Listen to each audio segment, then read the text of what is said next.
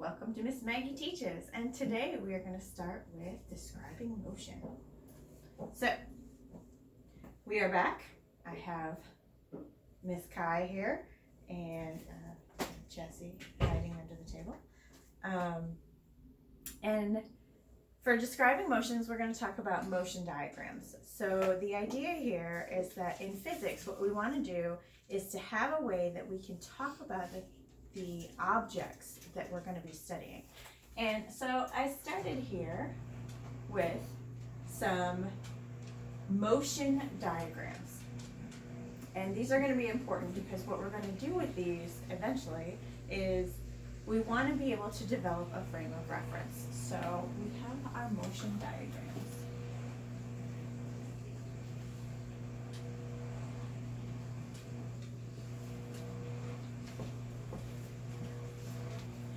And what these motion diagrams give us are a series of snapshots that are taken of an object in motion from the same angle.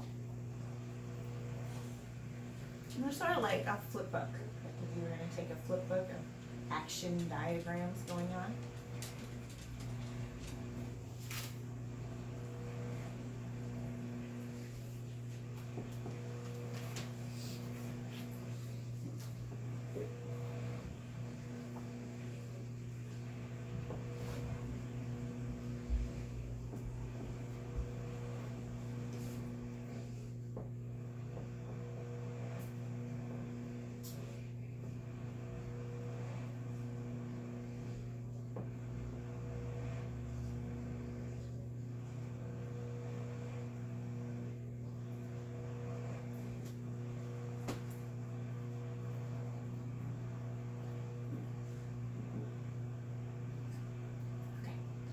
So the important thing is that we're taking them from the same angle. So we're setting up an area where we can see everything that's going on.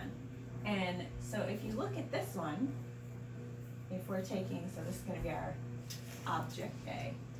And in object A, if we're taking this picture over time, all at the same time, what you can see is pretty much nothing's happening. Would you agree? So we have no motion going on here. If you look at B, you can see that something is happening.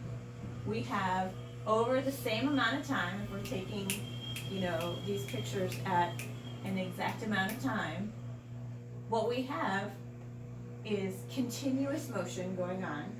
And for my beautiful sketch work, that it appears that what is happening? Steadily? Yeah, they're moving steadily. So we have this object, this person that I have here, is going forward at a steady pace. Now if you look at C, what do we have happening? If we're still doing it at the same time, every time we take our picture, what's going on? They're speeding up. Yeah, we have the person who's getting faster and faster as he's going. And then when you look at D, what's happening now? Slow boy. Yeah, he's slowing down. So if we're taking our pictures at the same rate, now he's slowing down. So what we've done is that we've taken, if all of these pictures were taken at the same time, we can understand, you can turn that off, that what's happening is that we can look at this and see what is happening with our motion. So here we have standing still.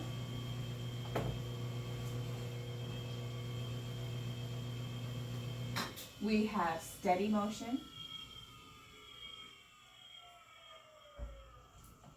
We have speeding up. There you go. Thank you. Loud boy. And we have the slowing down.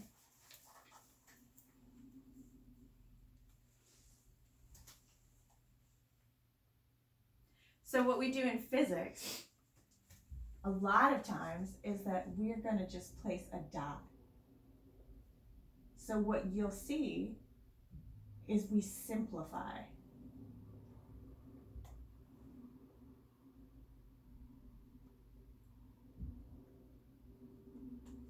Because we like to deal with compact little things. So we make it as tiny as we can, simplify everything, and make it teeny teeny. We want to get rid of everything else but the little dot. And we call that our particle models. So what A would be under the particle model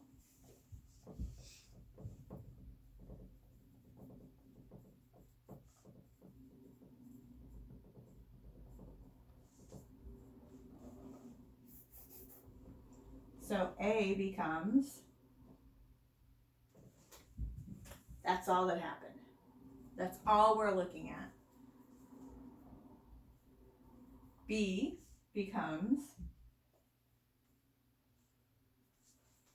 same thing happening, showing you the exact same thing.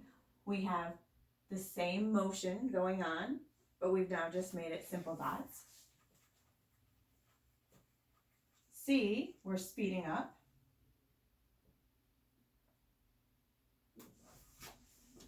Right? Still our little walker going faster. And D is our walker slowing down. And it can be anything. It could be now a car, it could be a rocket ship, it could be anything. But we've simplified it into our particle model. We physicists, we like that. Simplified particle models. So then we get into, because we're scientists, we have to know more. The trick here is that without a coordinate system, without a way of knowing which direction, say I didn't put little arms or faces on these people, you don't know, we assume, because we read everything in this direction, that he's slowing down on D. Because this is the direction that we read things. But what if my coordinate system was actually this way? What's he actually doing? Speeding up. He's speeding up. So without a coordinate system for us to deal with, in science, we have to actually put all this information down. So we have to have an actual coordinate system defined when we study anything in our problems. So we can't actually assume anything. Got all this? Okay. So our next thing is our coordinate systems.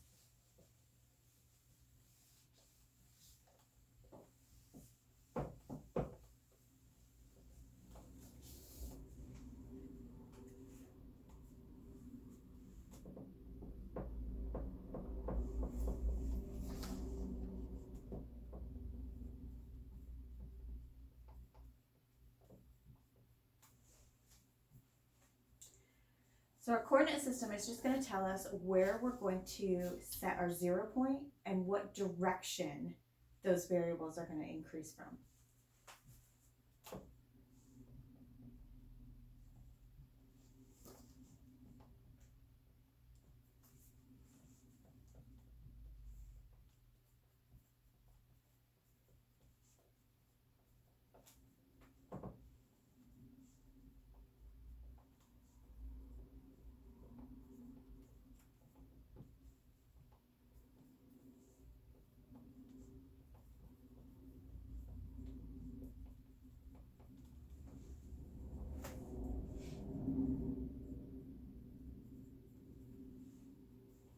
So in that we have our origin.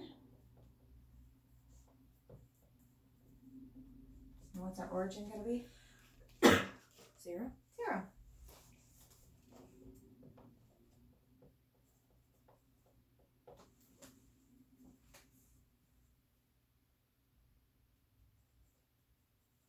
So if we made our joggers, right, he's speeding up.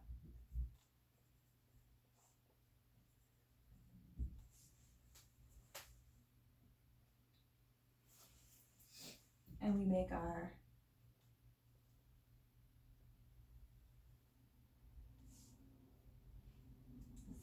X and our Y.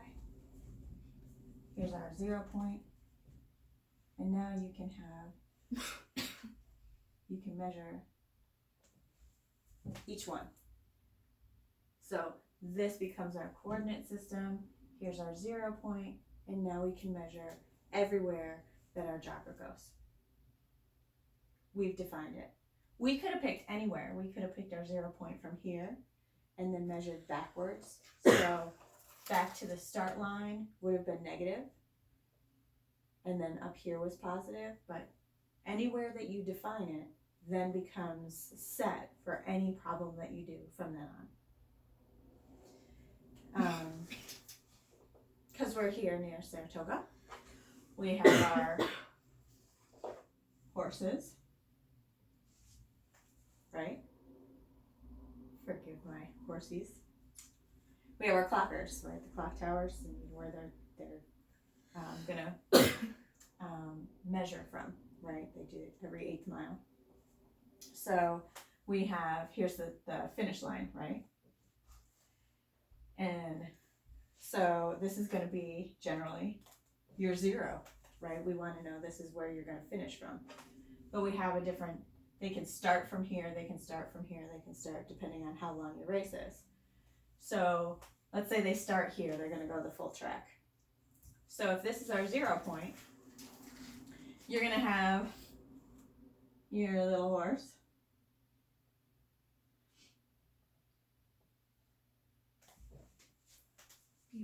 Beautiful, right? And we are going to measure in this direction is positive, right? But as they're calling the race and he's running around, anything on this side, right? He's coming to the end, right? Here he is. He's running really fast. Standing in the field. Right? And we're coming at the end. Here's our negative. So now he's negative. How much further does he have to go? Right? So, but this is still our 0 point. So now this is negative to the 0. We're trying to lead up to it, but he's still behind. Here, he's just started out. So that's how we're going to measure. So we've made our coordinate system here. Make sense? Mm-hmm. Okay. Hopefully that all makes sense. So there we go. Coordinate system. Voila. Hopefully this makes sense to everybody. You have your coordinate system, and these are our I feel like the common question would be with the track, if it's like straight. So if you have the 2 halves of the circle, is it from the 0 point straight to the other side of the track? Is that where it goes to negative? You could do that, yeah. It's going to be however you define it. So I would define this all the way across would be positive, and then once you get to the other side, that's when it would become your negative. But it could be anywhere. It depends on where you start your 0. Is it parallel? Yeah, I think that would be the easiest way to do it. Otherwise, you're going to get it all funkied up. Because it would be your first half mile, second half mile. Yeah. There's no need to make the math harder. Not at all. Yeah. I feel like some teachers would just be like, oh yeah. You could do all sorts of different funky things with it, but half and half seems easiest to me. Yeah. Anything else? Since we haven't plunked in anything yet for math. That's next. Oh no. Oh no. Get to the good stuff next. Good? Yeah. Alright.